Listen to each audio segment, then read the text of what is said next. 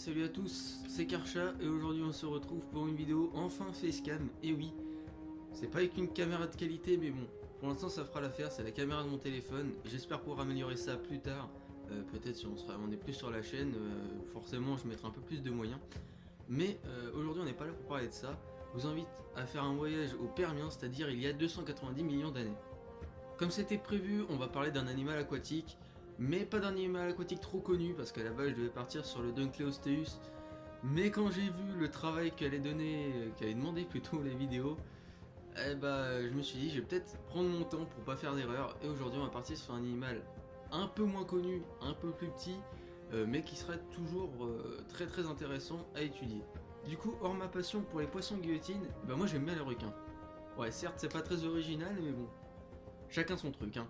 Malgré tout, le requin que je vous présentez ici, c'est pas le requin que vous allez pouvoir croiser dans l'océan Atlantique, hein. C'est un requin quand même pas mal plus gros, c'est un requin préhistorique, hein. On va voir ça tout de suite. Donc je vous présente l'hélicoprion. Ah je sais, ouais, il y en a 2 ou 3 qui ont dû gerber là, mais vous inquiétez pas, ça va passer. Donc comme je vous l'ai dit, l'hélicoprion, il a vécu du Permien au Trias de 250 millions d'années à 290 millions d'années.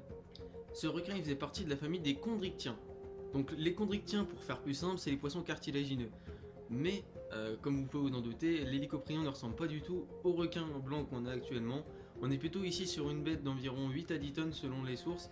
Donc on n'a pas de squelette pour pouvoir identifier clairement cet animal. Car, je sais pas si vous le savez, mais les requins sont composés de cartilage. Donc le cartilage, pardon, c'est une partie du corps qui ne se garde pas très bien. Donc c'est pour ça qu'on, par exemple, on n'a pas de fossile du mégalodon. La seule trace de l'hélicoprion qu'on a actuellement, c'est ça. Ça, c'est une mâchoire de 23 cm composée de 117 dents qui a été découverte en 1899. Donc comme vous pouvez le voir, ça ressemble pas vraiment à ce qu'on peut voir actuellement, on dirait plus la tronçonneuse que tu vas chercher à Bricorama le dimanche quoi. Cette petite spirale va composer sa mâchoire inférieure et c'est notamment ça qui va donner son nom à l'hélicoprion, car hélicoprion signifie scie en spirale. Petite anecdote, les paléontologues vont donner beaucoup d'hypothèses sur cette scie que nous allons voir maintenant. Donc elle a été aussi bien considérée comme sa mâchoire supérieure que sa nageoire caudale. Je pense qu'ils étaient pas très bien ce jour-là. Mais outre le fait que sa scie donne lieu à de nombreuses théories, elle nous aide surtout à connaître son régime alimentaire. Et oui, car comme vous le savez, les dents renseignent beaucoup sur le régime alimentaire d'une créature, d'un poisson, d'un animal. On va voir ça tout de suite. Donc, première possibilité, cet animal se nourrissait de céphalopodes, c'est-à-dire de mollusques à tentacules. Les dents qui auraient été trouvées sur cette spirale auraient pu permettre de broyer les coquilles, un peu comme les broyeurs de noix qu'on a aujourd'hui. La deuxième possibilité, c'est qu'ils se baladaient dans les bancs de poissons en attendant que les poissons se rapprochent un peu, qu'ils fonçaient dessus et qu'ils les reprenaient avec ses dents.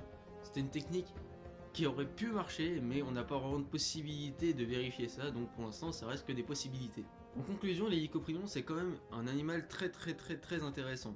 On a pu voir que la seule chose qui a pu être étudiée c'est cette scie qui servirait a priori de mâchoire inférieure, mais on peut pas en savoir plus parce que le squelette étant du cartilage n'a pas pu être retrouvé du coup. Donc pour moi cette caractéristique fait de ce requin un requin à part, et qui a vu sa popularité exploser grâce aux nombreux jeux où il est apparu.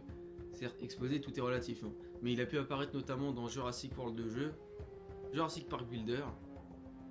C'est déjà à peu près tout ce que j'ai vu, mais il y en a forcément d'autres, hein, vous inquiétez pas. D'ailleurs, petite idée comme ça, mais le mégalodon est pas mal utilisé dans les films. On a pu voir dans The Meg par exemple. Mais est-ce que l'hélicoprion ferait pas un meilleur candidat? Avec la gueule qu'il a, franchement, je pense qu'il y a vraiment de quoi faire. Mais bon, pas assez connu. Donc voilà un épisode un peu plus court, peut-être un peu plus concept, donc j'ai dû un peu bafouiller, j'essaierai de faire de mon maximum, mais pour ça il faut que je m'habitue à la caméra.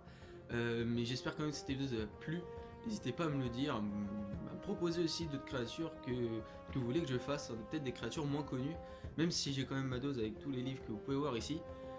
Sur ce, moi je vous dis à plus dans un autre temps.